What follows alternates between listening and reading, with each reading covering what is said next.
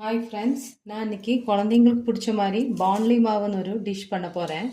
அதுக்காக நான் இந்த கப்பில் ஒரு 4 கப்பு அரிசி மாவு எடுத்திருக்கேன். அப்புறம் ஒரு எலுமிச்சம்பழம் குட்டியை ஒரு சைஸில் புளி கரைச்சி வச்சுருக்கேன். அது இதில் மிக்ஸ் பண்ண போகிறேன். ஃபஸ்ட்டு புளி கரைச்சி அரிசி மாவில் ஊற்ற போகிறேன். அப்புறமா நம்ம கடுகு இதெல்லாம் போட்டு தாளிக்கணும். இந்த புளி தண்ணியை நல்லா இந்த அரிசி மாவில் போட்டு இந்த பாகம் ஆறு வரைக்கும் கொஞ்சம் நல்லா மிக்ஸ் பண்ணி கலக்கணும். அப்புறம் தேவையான உப்பு போட்டுக்கணும். அப்புறம் நம்ம தாளிக்கிறது தான்.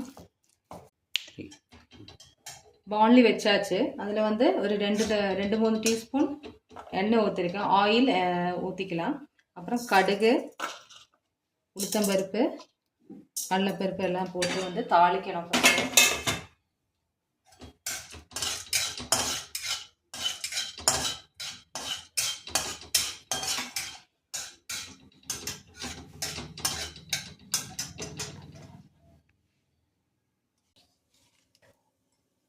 இப்போ கடுகு எல்லாம் தாளிச்சாச்சு.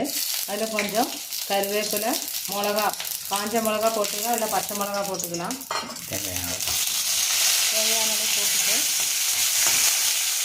இந்த மிக்ஸ் பண்ணி வச்ச மாவு அதில் போடுறோம்.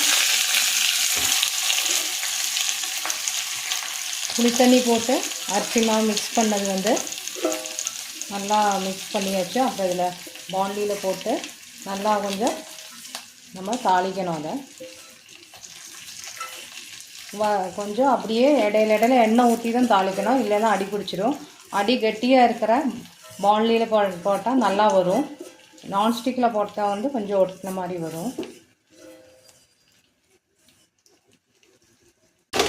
இப்போ பான்லியில் போட்டாச்சு. அதில் எண்ணெய் ஊற்ற கொஞ்சம் கொஞ்சமாக அதை ஃப்ரை பண்ணிக்கணும். எண்ணெயிலே ஃப்ரை பண்ணி அப்படியே நம்ம எடுக்கணும் மெதுவாக. ரொம்பவும் புளித்தண்ணி ஊற்றினா குழவலான்னு ஆயிடும். அப்புறம் எடுக்கிறதுக்கு கொஞ்சம் கஷ்டமாக இருக்கும். அதனால் மெதுவாக நம்ம அதை ஃப்ரை பண்ணிக்கிட்டே இருக்கணும். வெட்டியாகிற வரைக்கும் ஃப்ரை பண்ணிக்கிட்டே இருக்கணும்.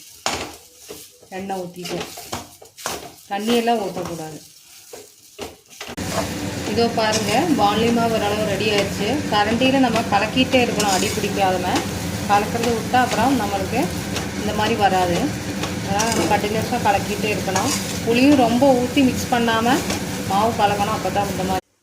இதோ பாருங்கள், பான்லி மாவு ரெடி ஆயிடுச்சு. இது டின்னராகவும், பிரேக்ஃபாஸ்ட்டு, ஈவினிங் ஸ்நாக்ஸாகவும் சாப்பாடு